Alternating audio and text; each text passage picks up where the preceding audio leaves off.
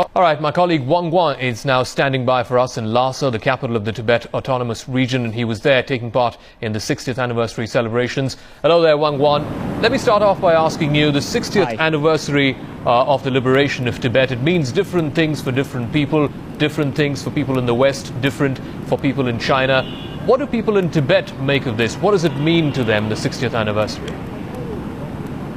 Well, you're right. On this day 60 years ago, the Chinese central government signed a peace treaty with representatives from Tibet, signaling what they call the peaceful liberation of the region, which laid foundation for the ensuing founding of Tibet Autonomous Region. Like you said, there have been very different interpretations. People in the West long frown upon and question the legitimacy of the entry of the Chinese Communist Party and the PLA army into Tibet. But the Chinese central government insists that Tibet has always been part of China. Beijing points to the fact that there has been a classic marriage between a Han princess and the Tibetan king back in the Tang dynasty.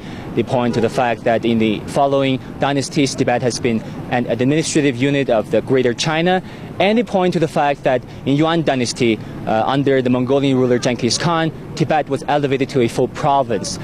So it was only until the early 20th century, when China was colonized by Western powers, that it temporarily lost governance of Tibet. But as soon as the CPC defeated the KMT in the Civil War, they signed this peace treaty in 1959 on this day, regaining the region.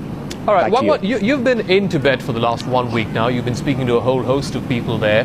There's been a massive modernization program undertaken by the Chinese central government, at least for the better part of a couple of decades now. How has this modernization program helped improve the lives of Tibetan people? Well, we do see the fact that modernity is transforming Tibet. Now over nearly a third of the 3 million population in Tibet are now online, half of which are accessing the internet through mobile phones. And also there has been a wave of digitalization of the Tibetan language. This ancient dialect has become the medium of the internet, the medium of computer softwares, and also the medium of mobile phone text messaging systems. But I think perhaps more significantly, and above all these, the change comes from education. After we have been traveling, like you said, in the past week, the 9-year elementary education programs even touched the remote areas of Tibet.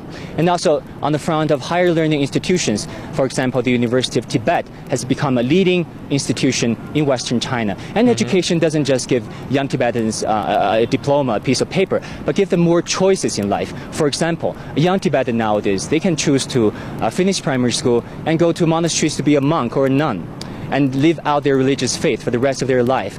Or they can choose to continue their education, go to college, study science and technology, and seek employment here in Tibet or in other parts of the country. So we do see the trend of the Tibetan society getting more pluralistic. But being pluralistic can also be problematic in some other aspects. All right, Wang Guan, I guess we'll have to leave it at that. But it's good to know that education is helping better the prospects of young Tibetans.